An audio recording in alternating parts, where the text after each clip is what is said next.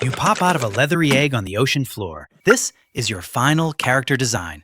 You're small, pale, jawless, barely working eyes, loose, baggy skin, and already slime ready, like you just spawned into the wrong game. You're not even a fish in the way people imagine fish. No shiny scales, no dramatic fins, no sleek predator body. You're basically a head, dragging a long, weird noodle behind it. You were born in the worst possible location, the ocean's basement. You are at the bottom. Cold, dark, high pressure, no sunlight, no scenery, just mud. And whatever falls down from above, because everything that dies in the ocean eventually sinks. And guess who deals with that? Yeah, you. So your life starts the same way it continues. You bury yourself in the mud and wait. And while you're waiting, your body is already built for this terrible little lifestyle. Your eyes? Basically useless. But honestly, it doesn't matter. There's almost nothing to see. Down here, life runs on smell, on touch, on chemical signals drifting through the water. You've got these little whisker-like barbels around your mouth that read the ocean like notifications. Something died. Not fresh, but still edible. Go. Your skin is loose too, like your whole body is wearing an oversized hoodie. And that is not a design flaw. That is strategy. If something bites you, it might grab a bunch of extra skin and still miss anything important. And if loose skin doesn't save you, you've got one of the most ridiculous defense systems on Earth. Something spots you, moves in, thinks this is easy, and then you release slime, a lot of it, instantly. The moment it hits water, it expands into this thick, sticky, suffocating mess made from mucus and protein threads. It's not armor, it's not poison, it's weaponized snot. The predator lunges toward you, expecting an easy meal, and immediately regrets everything. Its gills clog, it can't breathe properly, it panics, lets go, backs off like, yeah, no thanks, fight over, you win. But now you're stuck in your own nightmare, because you're also surrounded by the slime you just created. So now you have to deal with your own ability. And this is where things get stupid. You tie yourself into a knot, not metaphorically, literally. You twist your body into a knot, slide it down your own length, and use it to scrape the slime off. You are cleaning yourself with yourself. Imagine spilling glue everywhere, and then turning your own body into a squeegee. That's your system. And this isn't a one-time thing. This is regular behavior. This is normal. And after all that drama, life goes right back to being boring. Days pass.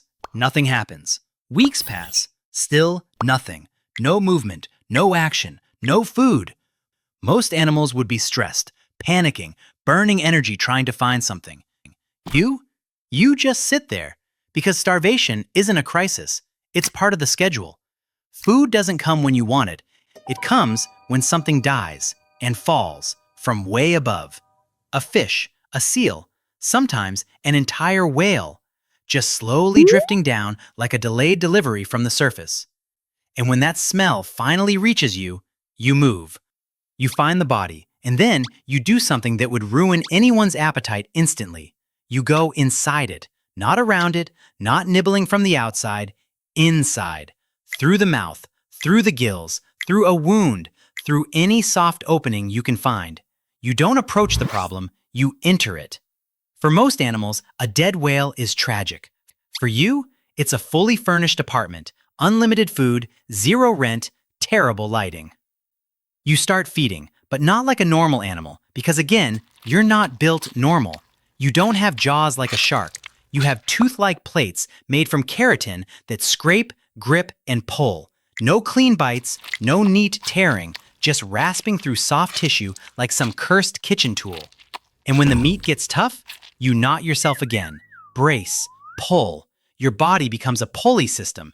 You are literally using yourself as equipment. That's not impressive, that's just necessary. And just when you think you've got the place to yourself, more hagfish show up. Of course they do. Now it's crowded.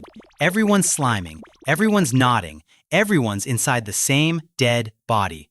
The whole thing turns into this chaotic, slippery feeding mess that looks completely broken, but works perfectly. From the outside, you look like nature gave up halfway through the design meeting. But inside your world, you are almost perfectly built. You can handle low oxygen, you can survive extreme pressure, you can go long stretches without food.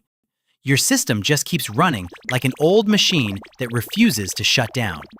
But toughness doesn't make life good, it just makes it continue. You've been around for hundreds of millions of years. Your ancient relatives were doing this before most famous animals even had a chance to become famous. Mass extinctions happened, climate shifted, predators changed, whole branches of life disappeared, and you stayed here, at the bottom. A slime-ready rope with a face that looks like unfinished plumbing. Respect? Yeah, but this is not a lifestyle anyone would choose. Because surviving for a long time doesn't mean your day-to-day life is amazing. It mostly means you're very good at tolerating nonsense. You are a scavenger first, but you can also take worms and soft-bodied seafloor animals when they turn up. Most of the time, though, you are waiting for a meal to happen to you. If you are lucky, something sinks. If you are not, the world above simply forgets you exist. Then, humans showed up with nets. Fishing nets drag across the ocean floor and pull you up with everything else. And the moment you get stressed, slime. Now multiply that by several hagfish. The entire net turns into a clogged, expanding disaster. Fishers pull it up and it's just ruined. Equipment jammed, catch destroyed, nobody's happy. Fishers treat it less like a fish and more like a biological spill. And then humans look at you and go, wait, this might be useful. Scientists start studying your slime because those fibers inside it, they're strong, lightweight, flexible, durable, the kind of thing people want to understand and maybe copy for future materials. So now your defense system, the thing you evolved just to survive, is being studied in laboratories. Your emergency panic slime has become research material. And your skin? That gets turned into eel skin products, wallets, accessories, leather goods. Except you're not even an eel. You survived sharks, you survived starvation, you survived the deep sea, and then you got turned into a wallet. But even if humans never find you, your life still doesn't build towards some grand ending.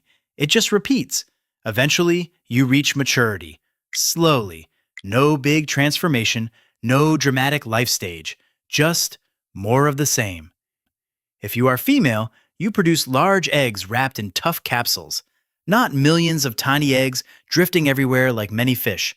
A smaller number of serious little packages dropped into the mud, and inside each one, another hagfish begins forming.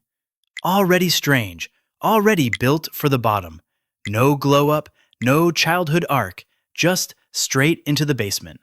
The cycle starts again somewhere in the sediment. You're one of the oldest, toughest survivors on this planet. You recycle death.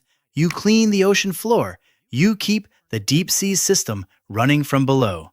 Ancient, essential, completely disgusting.